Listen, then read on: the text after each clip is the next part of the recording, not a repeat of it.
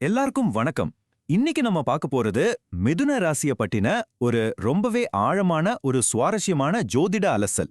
நீங்க ஒரு மிதுன ராசிக்காரரா? அப்போ இந்த கேள்வி உங்க மனசுக்குள்ள அடிக்கடி வந்து போயிருக்கும் இல்லையா? சரி வாங்க, இத பத்தி கொஞ்சம் டீட்டெயிலா பார்க்கலாம்.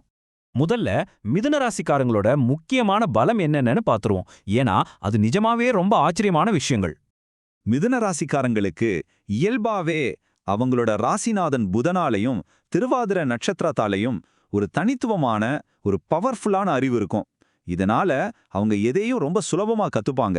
ஒரு வேலையை எப்படி ஈஸியா ஸ்மார்ட்டா முடிக்கலாம்னு யோசிக்கிறதுல இவங்கள அடிச்சுக்க ஆளே இல்லைன்னு சொல்லலாம்.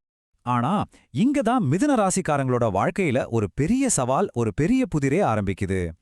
அது என்னன்னா, ஜோதிடப்படி அவங்களோட ராசிநாதனான புதன் ஜாதகத்துல 10வது வீட்ல நீச்சமாகிறாரு.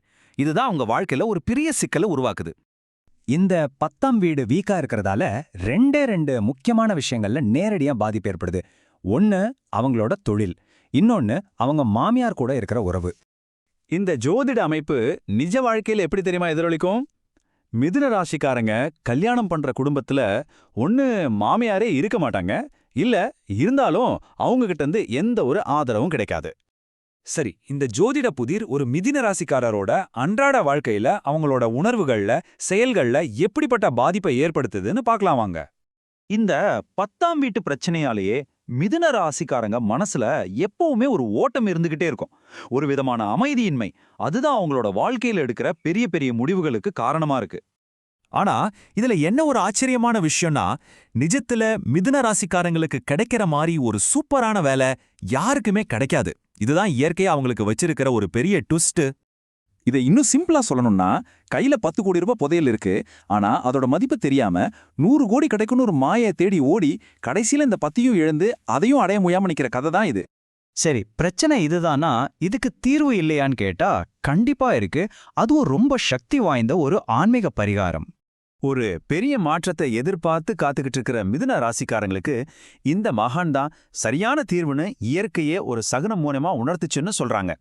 சுமாரா 38 வருஷமா, ஆமாங்க 38 வருஷமா இந்த சக்தி வாய்ந்த மகான் ஒரே இடத்துல இருந்து தன்னை தேடி வர்றவங்களுக்கு ஒரு வழிகாட்டியா இருந்துட்டு வர்றாரு. சொல்லப்போனா இந்த மகானோட ஒரு பார்வை பட்டாலே போதும், மிதுன ராசிக்காரங்க இத்தனை நாளா அனுபவிச்சுட்டு வரல இந்த ஜோதிட தடைகள்லாம் அப்படியே விலகிடும்னு சொல்றாங்க. சரி, இந்த பரிகாரத்தை செய்யணும், அந்த மகானை பார்க்கணும்னு நினைக்கிறவங்களுக்காக சில முக்கியமான வழிமுறைகளும் சொல்லப்பட்டிருக்கு. அத கவனமா கேட்டுக்கோங்க. முதல்ல அவர் எங்க இருக்காருங்கிற இடத்தை நோட் பண்ணிக்கோங்க. சோ ரொம்ப முக்கியமான விஷயம் என்னன்னா, நீங்க அங்க நடந்துக்கிற விதம்தான். எந்த ஒரு தொந்தரவும் கொடுக்காம அமைதியா போய் தரிசனம் வாங்கிட்டு வர்றது அந்த பலனை முழுசா உங்களுக்கு கொடுக்கும். ஆக உங்க விதியை மாத்தக்கூடிய ஒரு தெய்வீக வாய்ப்பு உங்க முன்னாடி இருக்கு. இத பயன்படுத்திக்கிறதும் பயன்படுத்தாததும் உங்க கையில தான் இருக்கு. யோசிச்சு பாருங்க.